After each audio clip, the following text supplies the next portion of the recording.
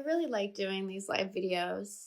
I feel anxious always before hitting the go live button. And on the other hand, after I hit the finish button, I feel so much lighter.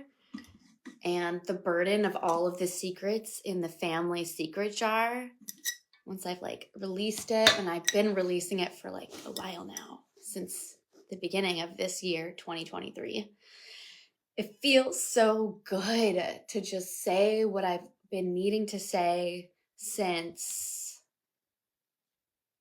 the incident when I was 17-year-old happened with Peter Kozacek and Dr. Nakbar. And so just saying this live is so freeing. So if you're watching this and if you've been listening to my story and you're on the same boat as me and you've been holding in sexual abuse or childhood trauma abuse for years and years and years, and you've been putting on the act, you've been putting on the mask in front of everyone because you think it's right, you don't want to rock the boat. That was me for years. And at the age of 33, I found out I'm donor conceived, meaning that I was conceived using an anonymous donor in the late 80s and didn't discover it until I was 33 years old through a 23andMe DNA test, and everything clicked for me. It all made sense. My whole childhood experience, the way that my family dynamic works, it just made sense. I had been in denial for so long about all of it, and it was my wake-up call. That 23andMe DNA test was the wake-up call. It was the push I needed to start flying out of my nest. I'd been so comfortable. I'd been keeping myself very comfortable, didn't rock the boat. I played nice with my parents, with my dad and my mom for a very long time. And I consider that people pleasing. I was definitely pleasing everyone else except for me. And my inner voice was always screaming on the inside that this was wrong, that I should speak up for myself, but I just didn't know how. I didn't have the words, and number one, I didn't have the courage because all of the shame and all of the guilt that had been stored up through my upbringing and the shame of being an abuse victim for years haunted me. It haunted me in my dreams. It haunted me in day-to-day experiences. And the freedom now to finally come out and talk about it has opened my eyes. And of course, I would never repeat those same traumas on my own children. And I want to be an advocate for others as well, that it's never too late to start talking and opening up and sharing your story and getting help and getting therapy. These are healthy ways that we can cope. And first, you just have to find the courage to speak to someone about it, just one person, and then try to get some therapy. I mean, we all have our journey, so everyone's path is a little bit different, but it definitely helped me to open up to others that I know would understand me. And I started from there. So that's what I wanted to say. That's my thoughts of the day. My next thoughts of the day is also that I feel so conflicted and betrayed by the church, more specifically the Christians of Evangelical Faith Church. My dad's now the head minister of that church, and I had done my best. I did the big girl brave thing to do was I talked to the church board. I talked to a member on the church board, and that didn't help my dad. They had a meeting with my dad, and my dad lied to the church board. And it just goes to show me that he's not a safe person, and he never will be until he decides to repent.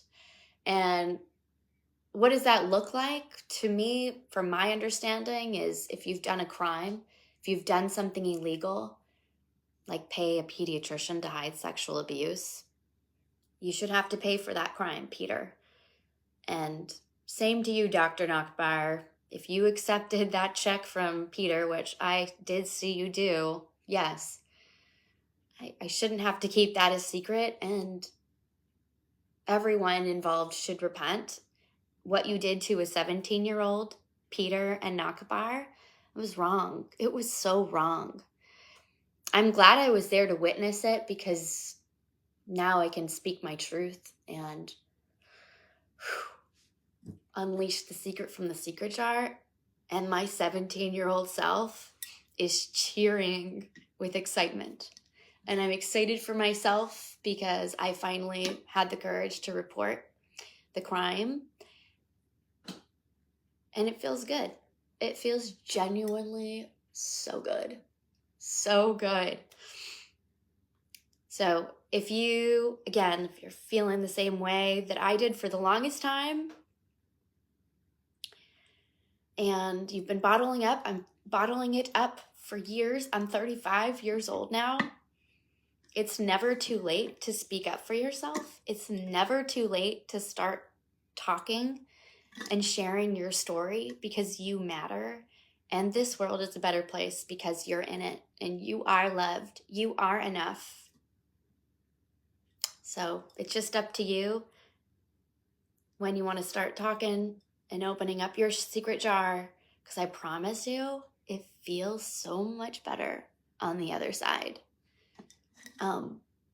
But it's also hurtful to know that, like, I did what I could, and I'm not getting the justice that I want, which is, of course, for the crimes to be undone, or, for everything to be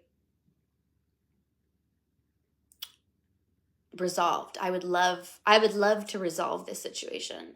I would hate to be stuck in this place of hurt. Of course, continual healing, but I still feel so hurt.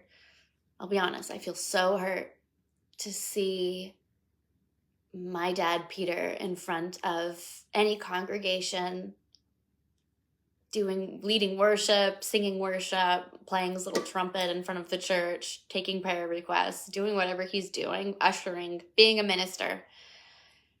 And he's putting in the time and the effort, and I put in the time and the effort to try and repair that bond with my dad, and he shut me down. He gaslit me for too long. Told me that it happened too many years ago, that it doesn't matter anymore. What happens in the past, you were bad, trying to shame me to not say anything. And to deny it to the church board is a serious offense.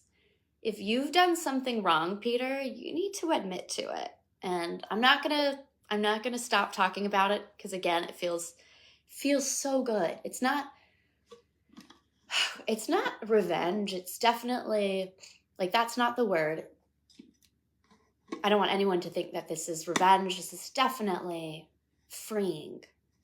I want to be believed, and I know there's people out there who don't believe me and think that I'm making this up, or I'm trying to get attention or something, but I'll tell you what, I've had more people support me than people bash me, because whether we want to believe it or not, there's a lot more survivors out there than we think.